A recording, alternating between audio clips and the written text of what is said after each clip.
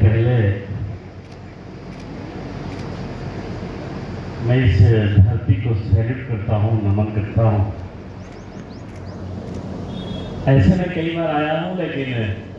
एक बार पार्टी के कार्यक्रम से मैं यहाँ आया था। बाबू वीर कुंवर सिंह की धरती को नमन करने का अवसर मिला था और आज मैं आया हूँ उस सभा में, उस उद्घाटन और शिलान्यास कार्यक्रम में, जो उनकी याद के साथ साथ अतीत को भी याद कराएगी। इसलिए मैं सबसे पहले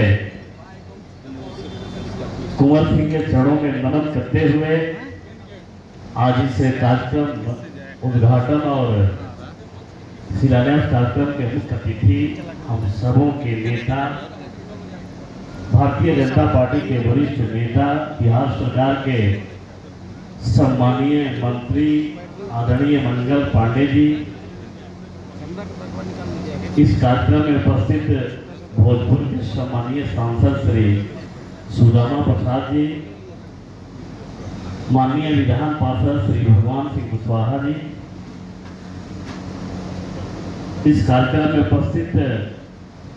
पूर्व विधायक बड़े भाई आदरणीय संजय टाइगर जी, प्रदेश कार्य समिति के सदस्य राजेंद्र तिवारी जी, विजय सिंह जी, महेश पासवान जी,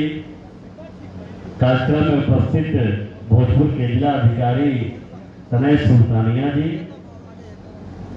दक्षिण बिहार के सह संयोजक मिथिलेश कुशवाहा जी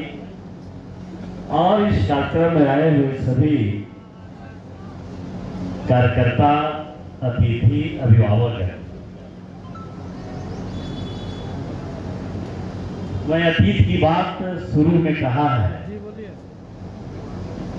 और हम कर सकते हैं, आप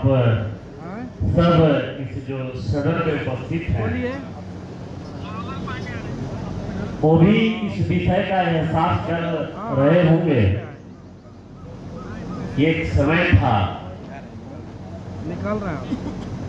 कि जब हम हॉस्पिटल में जाते थे, जब कहते थे किसी से कि अगर किसी की तबीयत खराब होती थी और गांव के लोग जो कहते थे, जो बुद्धिमान लोग थे, उनसे पूछा जाता था कि कहाँ जाके दवा कराना है। तो एक समय था जैसे ही सरकारी अस्पताल का नाम लोग लेते थे तो लोग कहते थे कि नहीं नहीं नहीं वहां मत जाओ यार, वहां काम बना हुआ खराब हो जाए। मैं वो नहीं कह रहा हूं, मैं ऐसा नहीं किसी पार्टी के, किसी सरकार के काम का मूल्यांकन करने आया हूं। सभी पार्टी के सम्मानीय